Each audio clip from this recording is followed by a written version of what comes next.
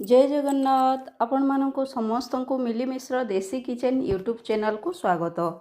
आज आम पणा संक्रांति स्पेशल बनईचे खेचुड़ी, साधा खेचुड़ी, ता सहित मुग डालमा, ता सहित बनईची काजू पनीर, ता सहित बनईची भेंडी दही बेसर, ता सहित बनईची टमाटो खटा, तो ता सहित नहीं पांपड़ी आउ काकुड़ी।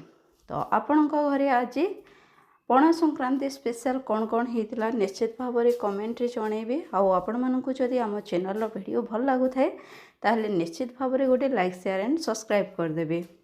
तो देखंतु एबे एटा मो माँ नौचंती बापा पई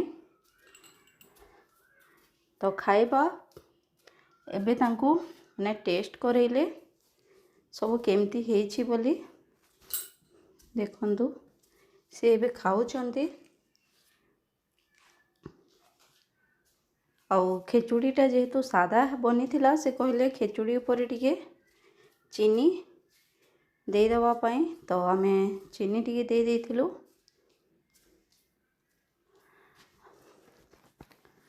बापांको देह असुस्थ थिबारु से निजे निज हाथ रे खाई पाउनांती तो तेणु माँ तांको खुई दउचंती।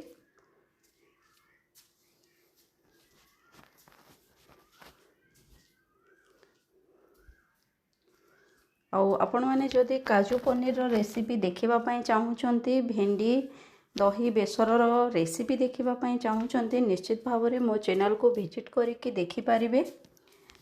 वीडियो अपलोड अच्छी।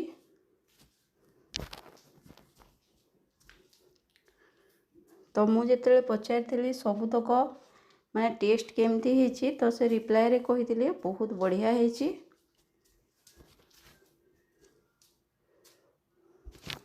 आउ संक्रांति रे खेचुड़ी कहार कहार पसंद कमेंट रे मध्य जनइबे।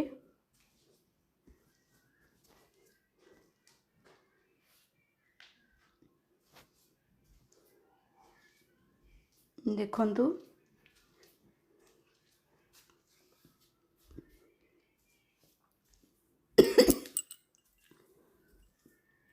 बहुत स्वादिष्ट बनी थिला हमरो सबुतक खेचुड़ी खटा दही भेंडी ता सहित आमर काजू पनीर मुग डालमा सबुतक बहुत ही स्वादिष्ट बनता। आपण मैंने समस्ते जानती एमती उपवास दिन बा जो आमर थाए पर्वपर्वाणी दिन रोसे गुड़ा बहुत ही बढ़िया थाए कहीं से दिन सब सात्विक भावना आम मन रे थाए तो खाइबा बहुत बढ़िया बन थाए। तो आपंकर मध्य रिप्लाई थिला सबुतक बहुत भल होइछि बोली।